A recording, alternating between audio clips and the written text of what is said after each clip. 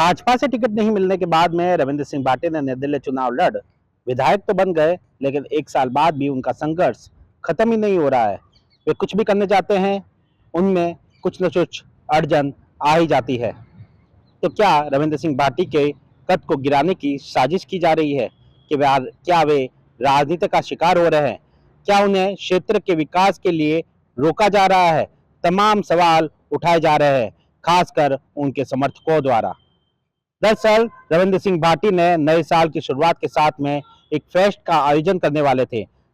बाद में क्षेत्र के लोक कलाकारों के लिए उनको नई पहचान दिलाने के लिए एक प्लेटफॉर्म की तैयारी कर रहे थे। द रोहिणी फेस्ट करके एक आयोजन किया जाना था, जो कि रोहिणी में आयोजन किया जाना था। इसके लिए प्रमोशन भी शुरू हो चुका था। इसके लिए परमिशन 2 महीने पूर्व ही डाल दी गई थी। 31 दिसंबर को प्रशासन द्वारा परमिशन मिलने के बाद में इसका आयोजन की शुरुआत हुई। जोर शोर से प्रमोशन हुआ।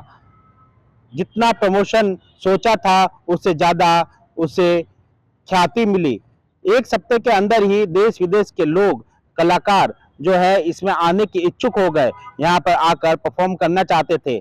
लेकिन 72 घंटे पूर्व ही प्रशासन ने इसकी परमिशन को निरस्त कर दिया। अब इसके बाद में इसे राजनीति के रूप में देखा जा रहा है। खासकर रविंद्र सिंह भाटी के समर्थकों का कहना है कि इसे रविंद्र सिंह भाटी को राजनीति किया जा रहा है। दरअसल रविंद्र सिंह भाटी ने पहले अपने 1 वर्ष के कार्यकाल में जब उनका परफॉर्मेंस देखा गया तो उन्होंने कई कार्यों के लिए अनुशंसा की, लेकिन उनकी अनुशंसा को प्रशासनिक तौर पर स्वीकृति ही नहीं मिली। ऐसे में ऐसा माना गया कि उनको विकास कार्य करने से रोका जा रहा है। कुछ ऐसा ही सामने आया डॉक्टर प्रियंका चौधरी के सामने। प्रियंका चौधरी जो बाड़मेर से निर्दलीय विधायक है, पहले वे भाजपा का हिस्सा हुआ करती थी। टिकट नहीं मिला तो उन्होंने निर्दलीय चुनाव लड़ा और चुनाव जीता। हालांकि लोकसभा चुनाव से पहले वो शामिल हो गई थी भाजपा में, भाजपा का समर्थन कर रही थी। हाल ही के दिनों में एक तस्वीर सामने आई जहां पे डॉक्टर प्रियंका चौधरी मुख्यमंत्री भजनलाल शर्मा के जन्मदिवस के एक कार्यक्रम में शामिल हुई, लेकिन उन्हें नाराज होकर लौटना पड़ा। कारण था कि उनका सम्मान उस तरह से नहीं किया गया जैसे एक विधायक का किया जाता है। पहले भाजपा के छोटे कार्यकर्ताओं का सम्मान कर दिया गया। ऐसे में डॉक्टर प्रियंका चौधरी नाराज हो गए। उनका कहना था कि प्रोटोकॉल का पालन करना चाहिए। तो क्या सारे निर्दलीय विधायक, खासकर भाजपा से दूर हुए, भाजपा से बागी हुए, उनको निशाना बनाया जा रहा है?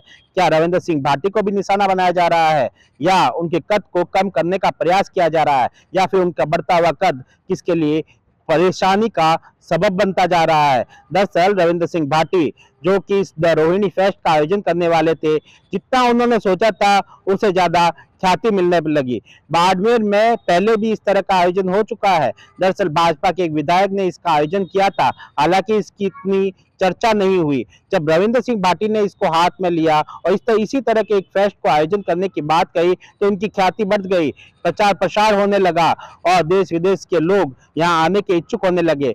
तो प्रशासन ने इसे परमिशन को निरस्त कर दिया। प्रशासन ने यह कहते हुए इस परमिशन को निरस्त कर दिया कि यह सीमा से 30 किलोमीटर अंदर ही आयोजन होना है। ऐसे में सुरक्षा एजेंसियों ने इसे खतरा बताया है। पहले यह लोकल स्तर पर होना था, लेकिन जिस तरह से इसकी ख्याति, इसका प्रमोशन हुआ है, ऐसा माना जा रहा है कि देश विदेश के लोग इसमें शामिल हो सकेंगे और ऐसे में खतरा बढ़ सकता है, इसलिए परमिशन को निरस्त किया जा रहा है।